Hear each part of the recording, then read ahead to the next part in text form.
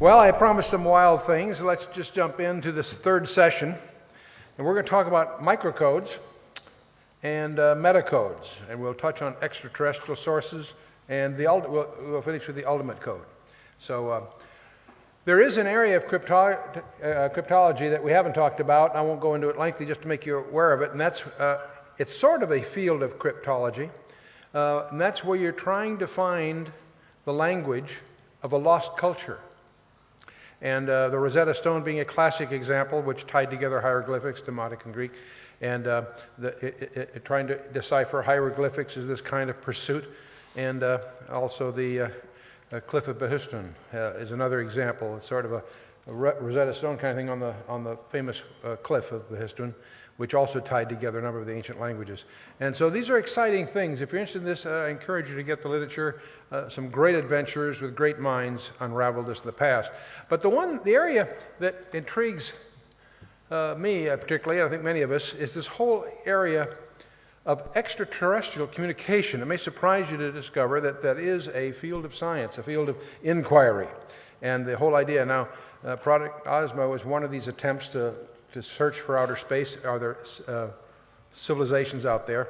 The one that intrigued me the most is SETI, Communication for Extraterrestrial Intelligence. There was a conference in 1971 with the National Academy of Sciences, and they met 81 of the top scientists in Bucharest in Russia. And what was interesting about this very closed group where they explored the communication of extraterrestrial intelligence, and they're still doing other ones with SETI and so forth. You probably heard about it. But they used the Green Bank formula. What they did was that this was the format for the conference. And in trying to estimate the number of civilizations in our galaxy that might exist, they took the rate of star formation, which is one field of science. The fraction of those that might have planetary systems is another area of inquiry. And of those, which planets might have a life-capable ecology, and that is a whole other set of scientific speculations. Then the fraction of those on which life actually occurs, and the fraction of those in which intelligence beings might develop to achieve a communication phase, and then of course the mean lifetime of these things. Well, anyway, by formatting the conference this way, they had experts from all fields of science, and while they were focusing on trying to estimate the possibility of life in outer space, they inadvertently were evaluating this whole hypothesis of evolution. And what's interesting about the conference, the proceedings are available in the technical journals published by the MIT people. The translations? It's interesting that they come up very pessimistically because they finally acknowledge that the conditions are so rare, so unique. It consummates the very advent of life virtually a miracle. But it was strange to hear these scientists inadvertently come to that conclusion, so to speak, through the back door, and rather provocative. But this whole area of extraterrestrial languages is an interesting. There have been a number of, and I won't go through these academically. We've got more important things to talk about. But there are a number of studies that have tried to figure out what are the requirements to create a language if you did encounter some kind of extraterrestrial intelligence, and of course, these have also, not only, they're serious scientific inquiry, but they also generate novels and other things that we've run into. But you may recall on Phoenix 10, they had a plaque, which was designed, hopefully, to communicate to whoever might find it out there that there's life. They had the silhouettes, they had the binary equivalent of various decimal figures, they had a model of the solar system, and things that would cause anyone finding this to infer that it came from people who knew something about the solar system. Well, who knows? But this whole area of a language, how would you recognize a language that was designed for extraterrestrial communication? It's an interesting problem, and there's serious people who have been playing around with this.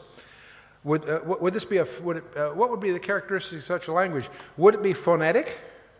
Hardly, because we don't know if they even have audible communication. Pictorial is a possibility, or would it be conceptual some way? How would it be self-parsing? If you have a stream of this language, how would you indicate the ends of words or sentences and things? And how would you use redundancy versus bandwidth? You try to compress as much information as you can in the bandwidth available, on the one hand. At the same time, you need some redundancy to allow for errors and things, so there's a trade-off there. Well, let me explain a little bit about redundancy. These letters that I put up here, I'm going to use them two ways. These letters, if I add on the screen a few other letters, a blessed friend brought breath and ease again. That makes sense. I can take the same basic letters and just change a few. I'll say the same root letters, and I could say a cursed fiend wrought death, disease, and pain. In other words, only a few letters in that sentence carry the real meaning. The rest of those letters on the screen are really redundant. See, English, for example, is about 75% redundant. Now I'm speaking in terms of the unnecessary letters. I'm not talking about being laid off. I understand the word redundant here in Britain has a little different connotation. Redundancy in language improves the signal-to-noise ratio if you add adverse jamming on the one hand. On the other hand, it uses up bandwidth. Cryptanalysis, of course, it depends on redundancy. One of the ways you can compress languages is to drop the vowels. You'll discover that in manual cryptography, you generally drop the vowels and communicate just the consonants, and that's adequate, and it makes the code much harder to break. Vowels are generally also redundant. There's a few exceptions. And so with that little sort of perspective, we're going to explore a language that's dear to us for some other reasons and discover that it has characteristics that are absolutely unique on the planet Earth, and that's Hebrew. It's interesting that in Genesis chapter 11, verse 1, it says the whole earth was of one language and one speech. So all language on the earth derived in Genesis 11 from a single language. And there are many scholars that suspect, I wouldn't say they can prove it, but they suspect that that original language was in fact Hebrew. But let's move on. I'll remind you that this rabbinical proverb is that we really won't understand the scriptures until the Messiah comes, and when he comes, he will not only interpret the passages, the words, the very letters, and even the spaces between the letters. So we're going to start looking at what I call microcodes, the small part. I mentioned before that Matthew 15, 17, 18 enforces this, where Jesus himself says, "Think not that I have come to destroy the Torah or the prophets. I come not to destroy, but to fulfill. For verily I say unto you, till heaven and earth pass, one jot or one tittle shall in no wise pass from the law, till all be fulfilled." Well, the Hebrew language. It's interesting that there are languages that have pictorial ideograms, sememes, as well as phonemes. Most of us think of sound. Most alphabets are phonetic, and they deal with phonemes. But it's amazing to discover that the Hebrew language isn't just phonetic. The letters themselves intrinsically carry meaning. Let me give you some examples. The first letter in the Hebrew alphabet is the Aleph. The University of Arizona has pointed out to me that if they can teach the kids how Hebrew was written before the Babylonian captivity, which was written in a different style, a more pictorial style, if you learn Hebrew the way it was written before the Babylonian captivity and can translate that to how it's written today, you can do this probably in an hour, then you can read about 80% of Hebrew. And that's a shock. Let me give you an example of what they're talking about. The Aleph, the first letter of the Hebrew alphabet, that's where we get alphabet, by the way. That's a Hebrew word, incidentally. But the Aleph was originally written, as you see it on the left on the screen, sort of like a long-horned steer. It represented an ox. So the Aleph is the first letter, so it also represents first. But because it's the ox, it also suggests strength or the leader, is what it's the conceptual the conception that the letter conveys. The second letter in the Hebrew alphabet is the bet, and it is written on the right. You see the way it's written today. That's since Babylon. But in the early days, it was just written like a little line with a teepee on it, or a tent. It's a house. That bet turns through the centuries to become RB, if you will. But the Beth means house or family. That's where we get Bethlehem, the house of bread, or Bethel, the house of God, if you will. And so the Bet. Now, what's interesting, if you take the Aleph and the Bet together, you get the leader of the house. Remember, of course, it goes from right to left, backwards from our point of view. See, an Aleph and a Bet is the leader of the house. Who's the leader of the house? Father. This is the word for father. Abba, father. Abba's daddy, but father. It's interesting, what I'm trying to get across is the letters not only are phonetic, the letters themselves carry meaning, and that's distinctive, that's unique. And let me give you another example. There's another letter called a he. It's just a breath. And it originally may have represented like a hands lifted up or an open window. Well, it's all speculation, but it's a he. It's a breath. And it means either behold or revealed, or also means wind or spirit. When you put a he in the middle of a word, it typically represents the essence of whatever that word meant otherwise.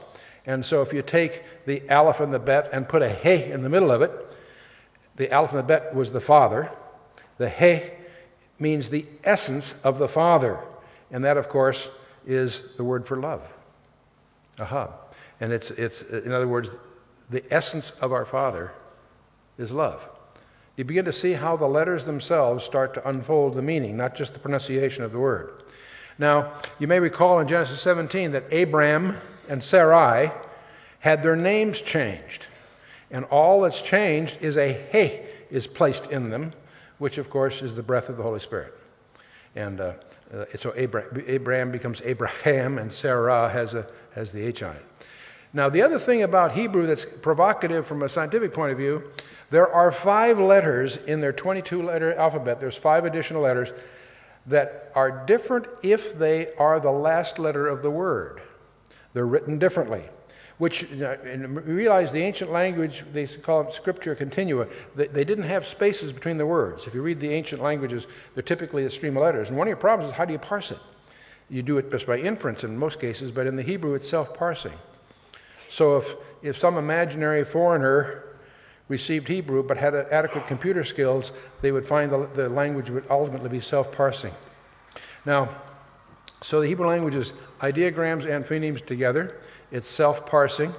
The vowels are inferred. The Hebrews, the vowels are inferred. The modern Hebrew has little marks above and below the letters, which are clues as to how it's pronounced. But originally that wasn't that way. They were just inferred. Hebrew language maximizes the available bandwidth.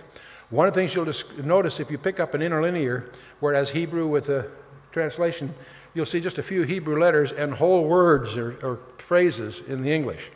It's much, much more compressed, and it maximizes the available bandwidth. So, interestingly enough, if I look at the languages available on planet Earth, the one that lends itself most suitably to the kind of interterrestrial kind of things we're talking about, Hebrew would be the choice.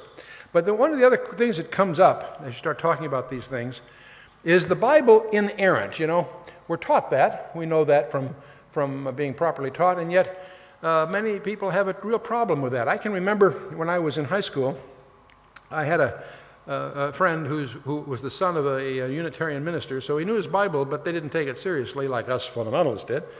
He used to kid me all the time. He says, "Chuck, you believe the Bible's inerrant, don't you?" Well, yeah, that's what I was taught. He says, "Well, what about 1 Kings 7:23?" And of course, in 1 Kings 7:23, we have an interesting description of an object. This is where Solomon is preparing his temple, and in the temple there is this, what the King James calls the molten sea. Molten means it's cast, and the sea, it's a laver. It's a huge wash bowl that the priests would do their ceremonial bathing in. And it is said to be 10 cubits in diameter and 5 cubits deep. A cubit, we'll assume here, for convenience purposes, about an 18-inch dimension from the elbow to the fingertip. And so the problem is that it's described as 10 cubits in diameter and 30 cubits in circumference. And everyone knows that, every school kid knows that the circumference of a circle is not 3 times the diameter.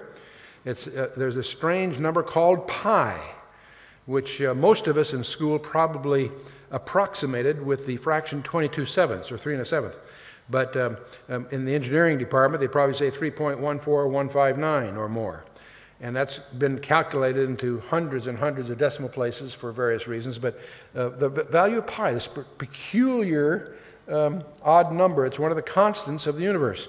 And here apparently is an error, because this thing is described in terms that are mathematically unsound. And I remember being confronted with this, and I didn't have an answer in high school. I just took it on faith, if I can put it that way, figuring the day would come when somehow that would unravel. Well, And some people, by the way, do try to make an argument that there's a handbreadth thickness of the thing, and if you take use the handbreadth and you take one measure from the inside and the other from the outside, you can sort of get around this, but it really never was convincing to me. But I had a rabbi explain something to me. Here is the passage as it's translated in the English, and he made a molten sea, 10 cubits from one brim to the other, and it was round all about, and its height was 5 cubits, and a line of 30 cubits did compass it round about. In the Hebrew, as you see below this, remember it goes from right to left, when you get to the word for circumference, it turns out to be misspelled. Now the Masoretes, when they found something like that, they didn't correct it. They marked it and put what is the correct version in the margin. The error, apparent error, was called a kathif, and the marginal correction was called a kiri. And there is one of these on this passage in 1 Kings 7:23. Well, it turns out, of course, as you probably know, there's 2 languages on the planet Earth that have a strange characteristic. The letters also have numerical values. Hebrew is that way, and also Greek is that way, and we're going to exploit both of those before we're through in this session. But every letter in the Hebrew has a numerical value. The aleph is 1, the beth is 2, and so forth, and the larger ones have larger values. The final forms of the last, there's actually 22 letters plus 5 final forms. There's a total of 27 altogether. But the point is, that if you look at the kathif, it is misspelled. You see, the proper way to spell this word for circumference is a kaf and a vav. But in the text here, it happens to have a he at the end, a breath. Not a big deal, but strange. Well, the kaf has a value of 100, the vav a 6, and the he a 5. The kiri has a value, thus, of 100 plus 6, or 106. But the way it's spelled in the text is has a value of 111. Well, when you apply that to the thing, it turns out that you take this 46-foot circumference, and it's specified to an accuracy with an error less than 15 thousandths of an inch, if you understand the Hebrew structure here. And that was startling to me. I thought that was rather fascinating. And so there, in the original text, it has an amendment here that's relevant, and you find more and more of those. I didn't put it in the slides because it gets too complicated, but I'll just throw it out verbally here. There is a formula for the new moon that was kept secret among the rabbis until relatively recent years. But applying that encrypted algorithm for the new moon, see, the problem with the new moons is that it's what in computers they call a 3-body problem, because it affects the Earth, the Sun, and the Moon to calculate. It's very complicated. But the precision of the Hebrew, it rivals our satellite data today, by the way they do that. So it's amazing some of the things are tucked away. But David Roosevelt highlighted something to me that I thought I'd throw in here. If you take Genesis 1:1, and you take the number of letters times the product of the letters and divide that by the number of words in the product of words, you get the value of pi to 4 decimal places. Well, that's kind of curious. But if you go to John 1:1 and do the same thing, you take the number of letters times the product of letters and the number of words times the product of the words, you get a different number that is the Euler, the E, that comes up in advanced mathematics. The E and the pi are the 2 basic constants of the universe, and it's startling to find those apparently embodied in the first verse of Genesis 1 and the first verse of the Gospel of John, both of which talk about the creation of the world. So that's kind of fun. But isn't the Bible fun? More stuff. It's inexhaustible, which is what you'd expect it if it's the Word of God. Let's shift to another thing. I like to deal with some of these translational problems. Most of you are familiar with Zechariah 12:10. It's an Old Testament allusion to the second coming of Jesus Christ. It says, I will pour up on the house of David, upon the inhabitants of Jerusalem, the spirit of grace and of supplications, and they shall look upon me whom they have pierced. And it goes on. This phrase, they shall look upon me whom they pierced, is one of the several reasons we feel that Jesus Christ, when he does appear, will still be bearing the scars. The only man-made things in heaven will be scars. But there's something about the translation here that I think is worth mentioning, I find interesting. If you look at this in the Hebrew, you'll discover that if you see it interlinear, every word has got part of the English translation, except there's 2 letters that are not translated. and an aleph and a tau. Now, the aleph and the tau are often used as a grammatical device to indicate a direct object, but it has some other uses also. When it's used as a grammatical device, it has a makef, a little hook to the word that's directing. Here, though, it says, "They shall look upon me," and then there's an aleph and a tau, untranslated, "whom they have pierced." Well, as I said, the aleph and the tau can be a grammatical element, but then it usually has a makef. It can be used as a pronoun to indicate the second person masculine singular, and it also can be an indefinite pronoun. But this may be what's called a hypokatastasis, which is a Greek term meaning putting down underneath. There are figures of speech in the Bible: allegories, types, similes, metaphors. How many different kinds of parts of speech do you think are in the Bible? Make a guess. Over 200, and they're cataloged as an appendix in our book. But hypokatastasis is one of them, and this could very well be. You see, that's a hidden but declarative implied metaphor expressing a superlative degree of resemblance. The aleph and the tau that make up this puzzling little drifter, this little word, the aleph is the first letter of the Hebrew alphabet, the tau is the last. If I said this in the Greek, "They shall look upon me, the Alpha and the Omega, whom they've pierced." But it's in Hebrew. "They shall look upon me, the aleph and the tau, whom they've pierced." You get the point I'm trying to make? The same thing occurs in Genesis 1:1. We never see this translated. The argument is, well, it's really there for grammatical purposes. Maybe, maybe not. Bereshit bara Elohim. In the beginning, God created the heaven and the earth. In the beginning, created God the heaven and the earth. But here again, we've got this little floater that is untranslated. In the beginning, God, the Alpha and the Omega, using the Greek idiom they're more familiar with, created the heaven and the earth. In the beginning, God, the Aleph and the Tau, created. Jesus Christ is the creator of the world. That's what John opens his gospel with, the 3 verses that make up the genealogy of the pre-existent one, and that's what Paul confirms in Colossians. Without him was not anything made that was made. Without him, all things are held together. This little floater, I'll call it, occurs 7 times in Genesis chapter 1. And so it's a point of debate among scholars, but I think it's something that is interesting. Again, the New Testament is in the Old Testament concealed, the Old Testament is the New Testament revealed. Let's talk about another thing. We talked earlier about authentication. One of the uses of secret codes isn't just to convey information. Another use of them is to authenticate a message.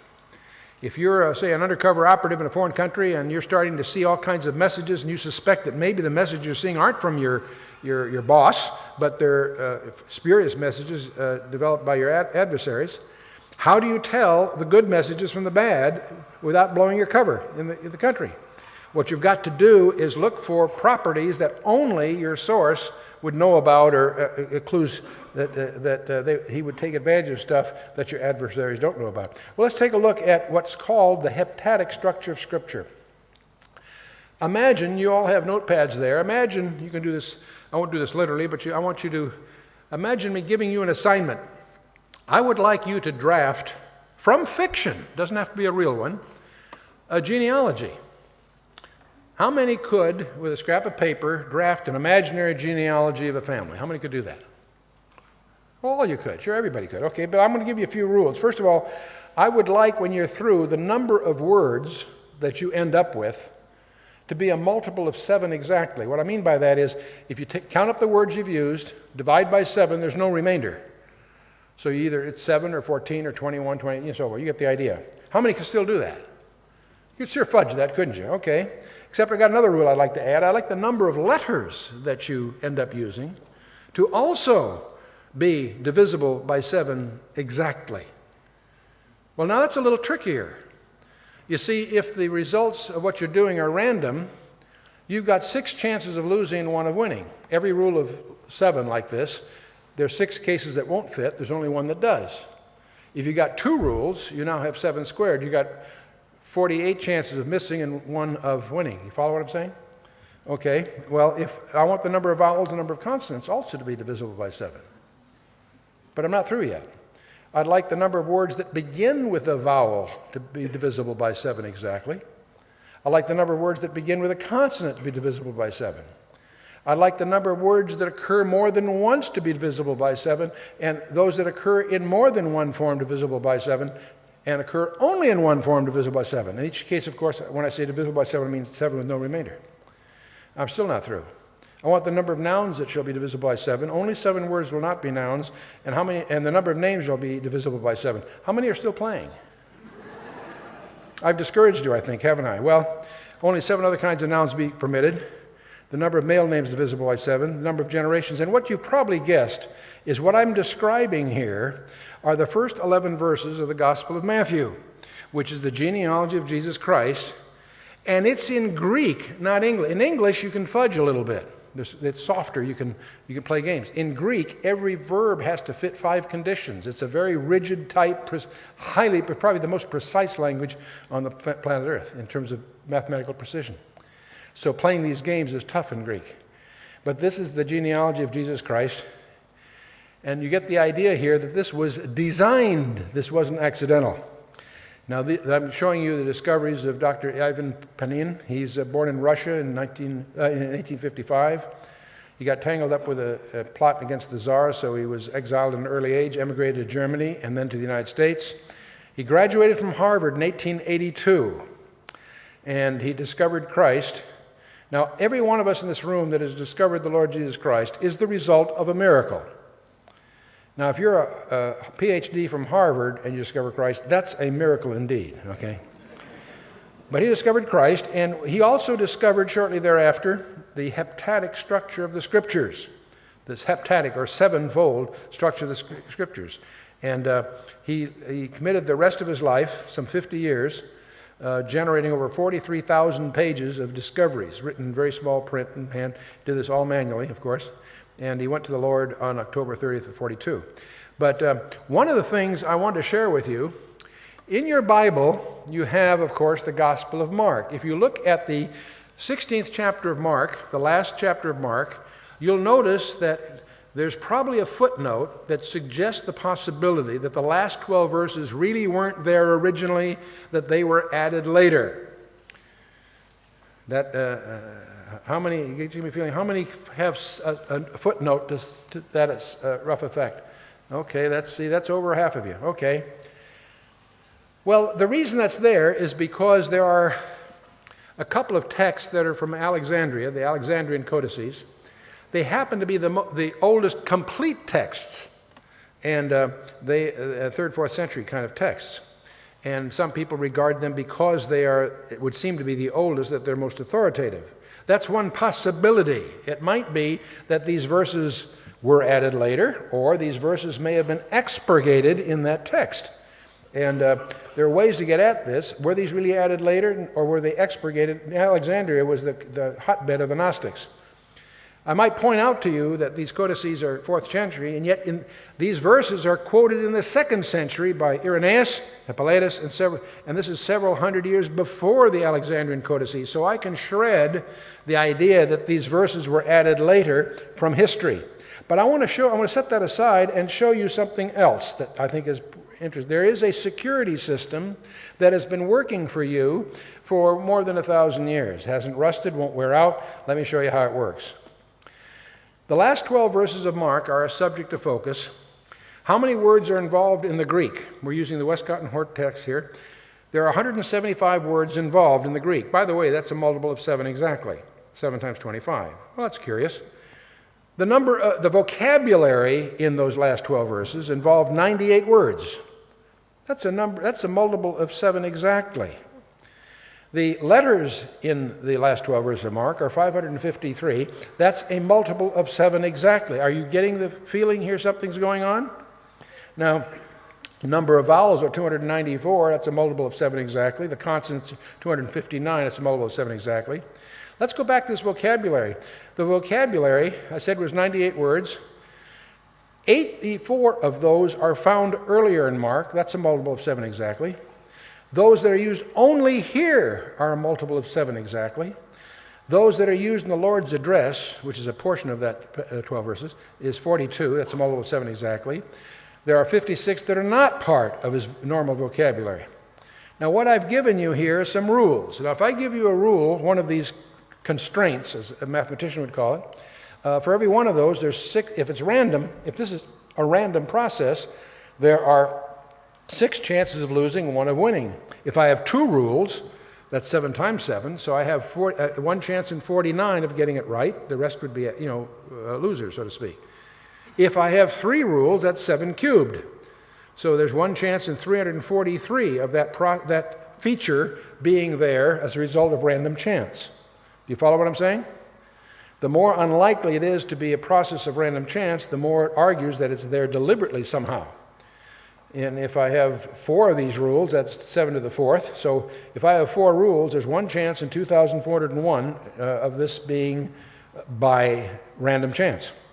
Well, I've given you 9 rules so far. And applying this logic, that would imply that there's 1 chance in 40 million that this characteristic we're observing is by accident. It obviously is deliberate. Now, would you like to try this? Let's assume you say, gee, I'd like to try this. We won't put Greek on you, do it in English. We'll let you work 8 hours a day, 40 hours a week, 50 weeks a year, give you 2 weeks off for vacation. That's 2,000 man-hours a year, person-hours a year, excuse me, girls. And that in 10 minutes, that's 120,000 minutes per year. You've got to try, apparently, about 7 to the 9th chances, or 40 million attempts. Well, if you can do an average of 1 draft of those 12 verses once in every 10 minutes, you can knock this off in about 3,362 years. Anyone want to try?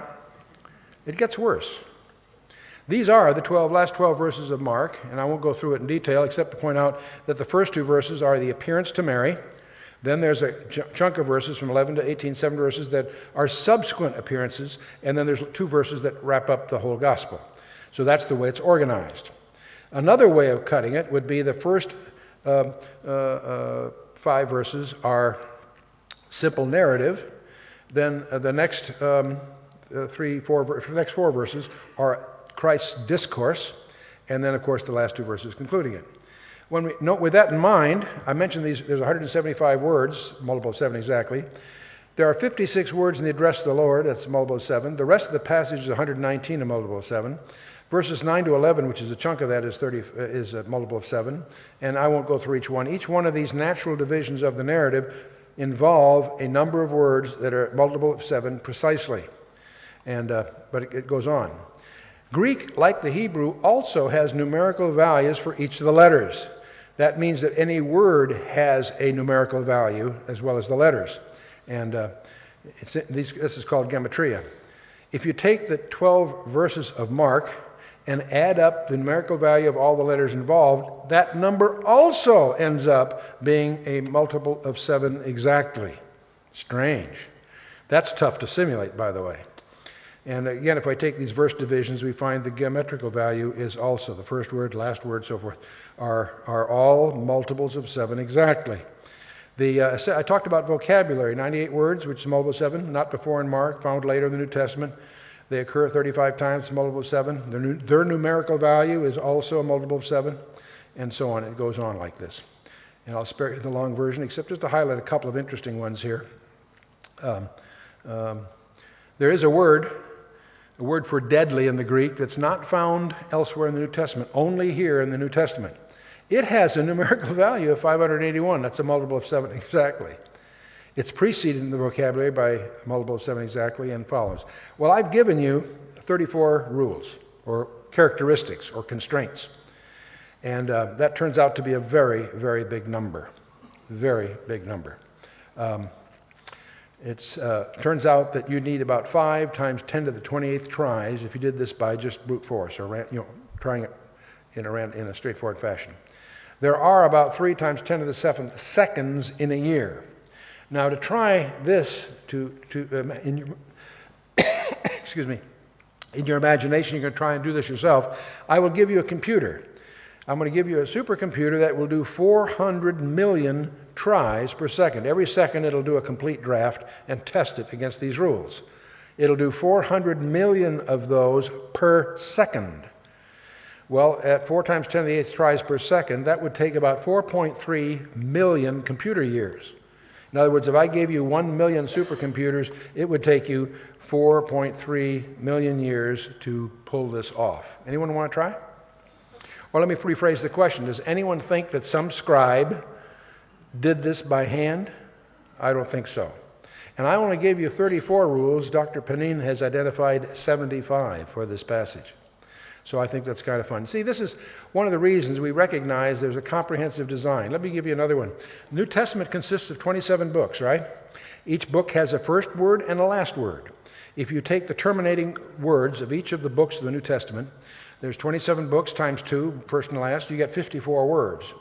The total vocabulary of these words is 28 different words. That's a multiple of 7 exactly.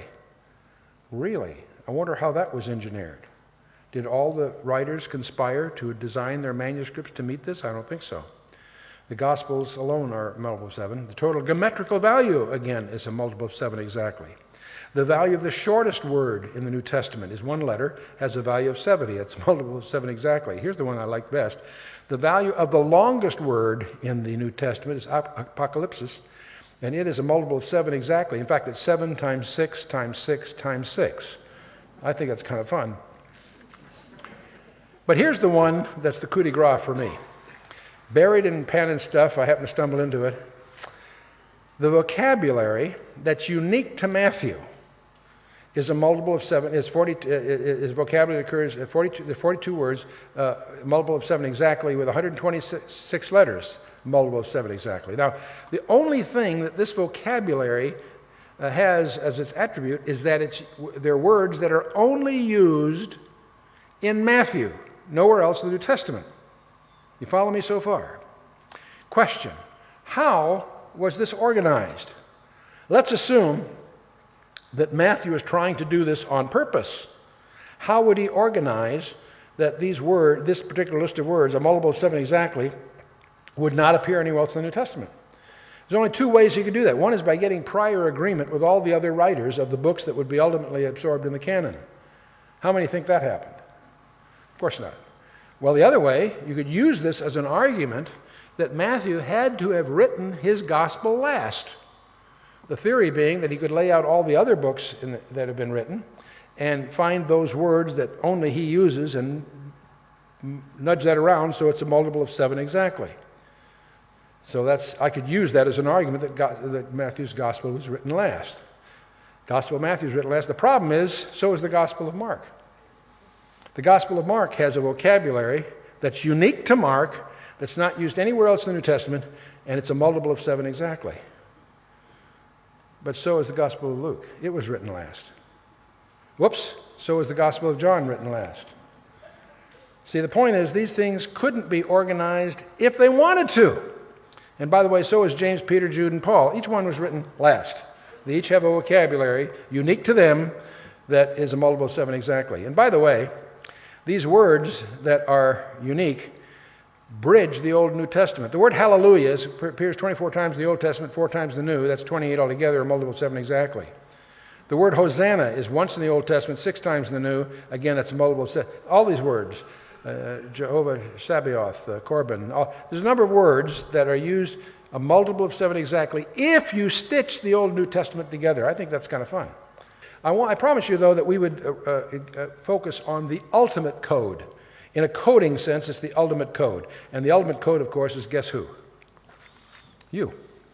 Do you read? What library, the books in this library are read more often than any other library in the world? The answer is your DNA. You have a master record, and it is unraveled, copied, and rolled up in ways that defy one's imagination. But I won't get into too much of that because that's peripheral to our main interest here. The elements of language include semantics, the position of things. Remember Paul Revere's ride, 1 if by land, 2 if by sea. It also has a syntax. The lantern had to be in a particular place. In this case, in the famous poem, it had to be in the Old North Church. See, the most advanced computers could not have broken Paul Revere's code. Why? Because it was a code, not a cipher. It was just arbitrary, but still it had semantics. And so there are very simplex alphabets. We've talked about those. But it may surprise you to discover there are codes that are error detecting. When you send a byte in a computer, you have an extra bit or so that's called a parity bit, which is always either odd or even, so they can tell if you've dropped a bit in transmission. It's a way of catching mistakes. If you want to add not 1 bit, but 3 bits to that byte, you can make it error correcting. You can make the 3 bits determine the position of the error, and if it's binary, you can obviously reverse it. So there are codes that are error detecting and they're error correcting. The FSU-27, I remember, was a strange machine. You could take a card and pull it out while it was running, and it would continue going because the logic and the thing was designed around error correcting coding. Yes, you had 11 bits per byte, not 7, but when you're dealing with ultra reliability, it's worth the payoff in some cases. So there are also codes that will modify themselves. They're adaptive coding. They'll adapt to syntax and so forth. I'm not here to explore those codes except to point out one of the most advanced codes known to man is in our DNA. What people overlook about your DNA is a 3 out of 4 error-correcting, self-replicating code. And there's probably not one engineer in 1,000 that would know how to even go about designing one of those. And yet, of course, we're taught that it all happened by chance. You and I are just random results of randomness. You know, it's amazing. We found the most insulting God to invent. You know, the ancient pagans they attributed their creation to gods of stone or iron or wood, whatever. We've found a more insulting God of all. We attribute it all to randomness. God wasn't even necessary. God is offended by not being worshipped or putting our worship to these false gods. But what's even more insulting is to deny that one is even necessary. But anyway, in the DNA code, we have over 3 billion elements defining the manufacture and the arrangement of hundreds of thousands of devices. I used to be a senior executive at Ford Motor Company, and one of our proud facilities in the United States was the River Rouge plant. It has 97 miles of railroad in it. Raw limestone, raw ore comes in one end. They make their own glass, their own paint, their own steel, as well as cars. New cars come out the other end. It's the largest integrated manufacturing facility in the world. It's worth the tour if you're in the region. Your simplest cell is more complex than the River Rouge plant. The simplest cell is an entire city with garbage disposal facilities, manufacturing plants, input-output controls, gates, gatemen. It's astonishing, the complexity of the simple cell. But anyway, the DNA code consists of unique assemblies. They selected from over 200 proteins, each involving over 3,000 atoms in 3-dimensional configurations. And it's all defined from an initial alphabet of 20 amino acids. And those 20 amino acids are defined by, in effect, 4 codes. The genetic code, where it's so much in the news, I'm just going to highlight a few aspects of this that you may not be sensitive to from a coding point of view. In your cell, there is your DNA. That is your master record, your master blueprint. To conduct all the things that are going on, they don't endanger that. They make a copy of it for the workers. There's a transcription that makes the RNA, which you can look at like a photocopy of the master blueprint. And then that RNA is translated to create the proteins, which are in effect functional machines. And the Crick dogma, of course, was that you go from the DNA through the RNA, you go downhill. The shocking discovery is that there are retroviruses that will actually not only create disease, it'll go back and alter your master record. And that's a whole other thing. But I wanted to mention something about the DNA being transcribed. The DNA, before it's made in the RNA, something interesting happens. That there are sections of it that are selected out, and what's remained is spliced together. The introns are pulled out, the exons are spliced together. The point I'm making, with your background from yesterday, you realize these are equidistant letter sequences. This is a form of encryption that we find in the Bible, and you find in your DNA. And of course, it's a 3 out of 4 error-correcting code. The DNA has a certain chemistry. These have intrinsic chemical affinity towards one another. So where you have one, you have its mate. And this kind of coding scheme allows you to split it, and it will find its mates. It's an intrinsically self-replicating code. It'll copy itself without error. And that itself is an interesting design feature. It's intrinsically self-replicating. What's interesting about the coding structure, these 3 out of 4 codes will specify any of the 20 amino acids you're going to need for the proteins, plus leave some over for punctuation. You have start controls, stop controls, that kind of thing. So you have an alphabet designed here that is operative. And your messenger RNA, of course, needs to be translated into proteins. So there are machines that emerge out of all of this that will transfer the RNA. And what it does, it will read that code and decode it. And as it moves along, it knows from the coding what protein it's talking about, and it strings those along to create a protein chain. And that protein chain has characteristics that will cause it to form a three-dimensional machine. And the actual chemical equations are not critical here, except to notice that they're unified in terms of the way they connect to one another. And there are 20 amino acids that make up all of life. These 20 amino acids, half of them are non-soluble, the other half are soluble. Some of these are acidic, some are basic.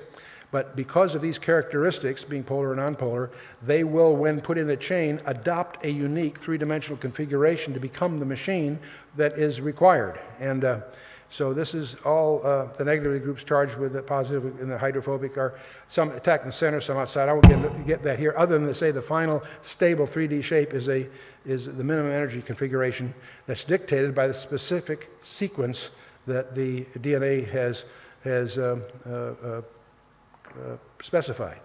So you go from these complex specifications into a error-correcting mechanism to produce several 100,000 different types of machines and other functions.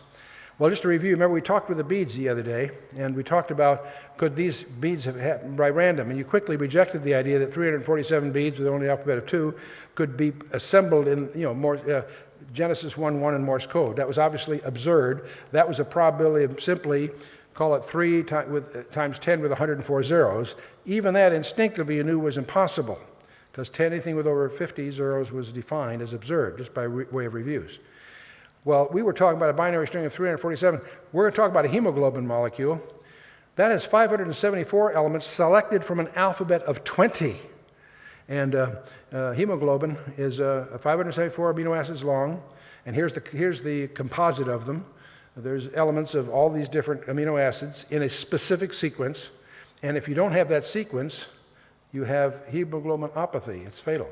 The formula for the linear arrangements is a factorial thing. Anyway, it's 10 to the 600 with 650 zeros. Just one of them is hemoglobin. The others are hemoglobinopathy. So did this happen by chance? Hardly. This is vastly more absurd than the little bead thing I did yesterday. Impossible. By the way, it's only 18 seconds in the history of the universe. See, these are big numbers. 10 to the 66 atoms, 80 particles, 10 to the 80 particles, and so forth. So the specificity of hemoglobin is far beyond chance. 10 to the 50 defines absurd, 10 to the 650th is far beyond chance. It's equal, by the way, to give you a feeling for this, it's equal to winning the lottery in the United States, not 2 days in a row, every day for 90 days in a row. That's another way to get across the unlikelihood of it all. There's another concept that you want to be aware of, that if you really, there are 3 guys that in my mind have totally shredded the whole idea of evolution, the evolutionary hypothesis. Michael Denton, the Australian, in 1986, his book Evolution, a Theory and Crisis. He's not a Christian awareness, he's just a scientist, but he points out all the problems that modern science, that evolution is no longer viable for modern science. But Michael Behe, Philip Johnson, William Dembski, 3 different guys writing 3 different books in recent years, have absolutely rendered evolution to an illogical position. You're not familiar with these books, you may want to. Philip Johnson wrote Darwin on Trial, should be in every thinking person's library. Michael Behe wrote Darwin's Black Box. William Dembski, a little more sophisticated writer in some respects, but The Design Inference. These are 3 books that are not Christian books, don't misunderstand me, but they clearly highlight the absolute absurdity of the evolutionary hypothesis. Michael Behe highlights a concept which he calls irreducible complexity. And it's a very interesting concept. Every engineer here will pick up on it right away. There is a point of complexity that you can't get below. Let's take a mousetrap. A mousetrap consists of 5 things. A platform.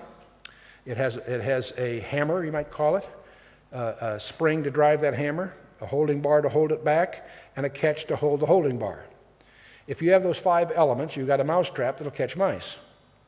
If you have only 4 of the 5 elements, you don't catch 4/5 as many mice. You catch 0. See, there's a point at which you can't simplify this and have it still function. People have tried to make a better mousetrap. Try it. It's survived all these years. It's an example of irreducible complexity. There's certain things that can't evolve because it takes a certain level of complexity before they're even functional. And let's take the bacteria with a flagellum. You've probably seen them under microscopes in school. Flagellum has a little tail that propels it through the fluid. If you examine that, there's a place where that little tail, the flagellum, enters the bacteria. And we're going to look at just the place where it enters, and we discover something very interesting.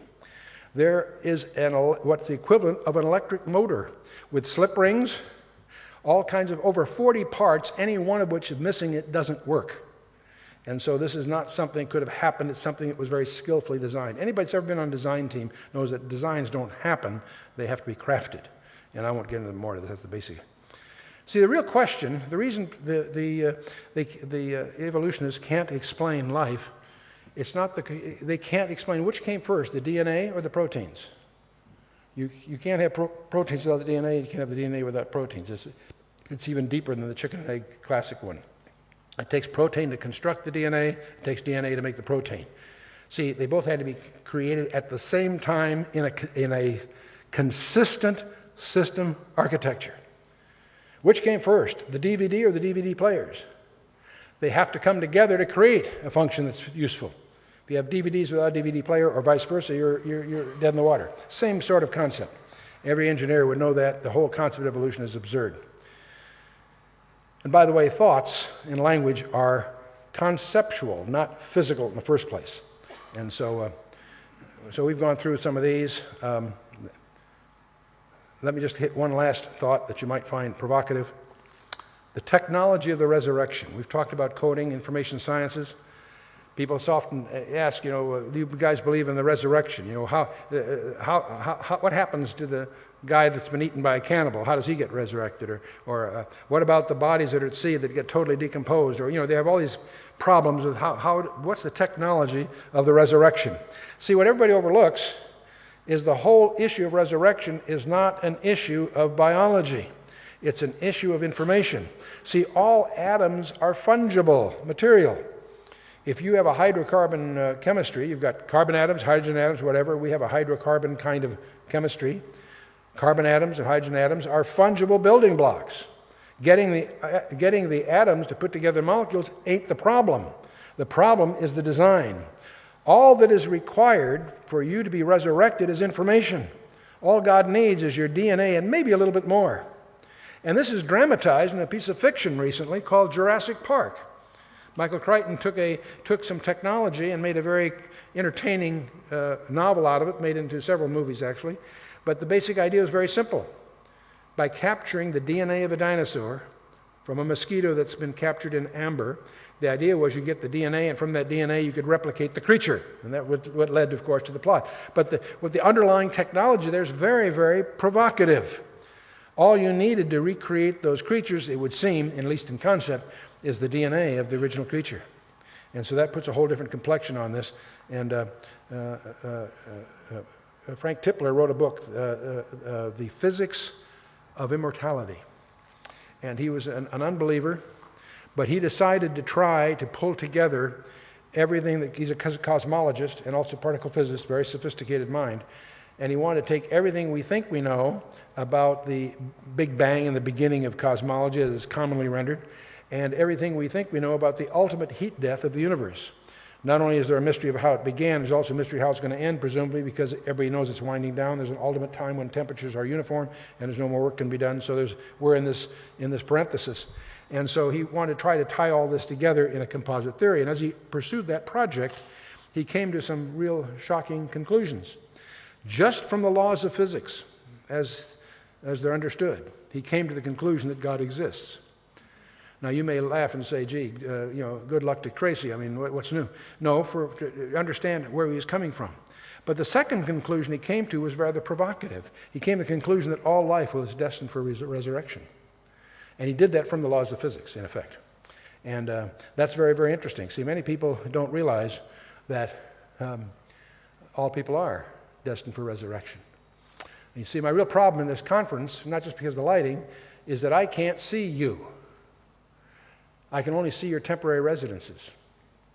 Now, I have a computer up here. If you knew everything there is to know about this hardware, every circuit, every microchip, every element of the hardware, could you tell me anything about its behavior? Not really, because that hardware is simply the residence of software that's running. The software can be in a diskette, of course. Now, if I take that diskette, a blank diskette, and put it on a postal scale, it weighs about 7/10 of an ounce. If I spend hundreds of dollars, hundreds of pounds, and load that diskette with over 1 million bytes of software, what will it weigh?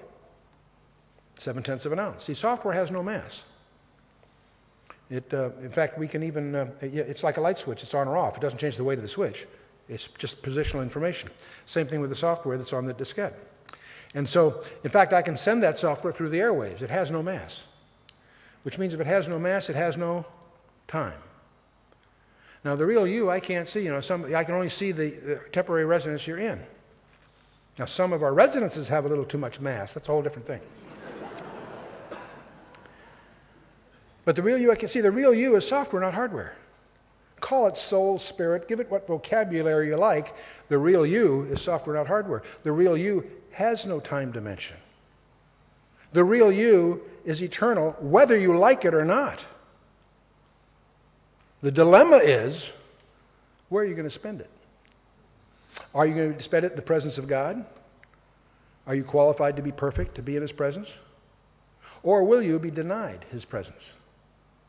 You see, you're in this little parenthesis that some people call a boot camp for eternity.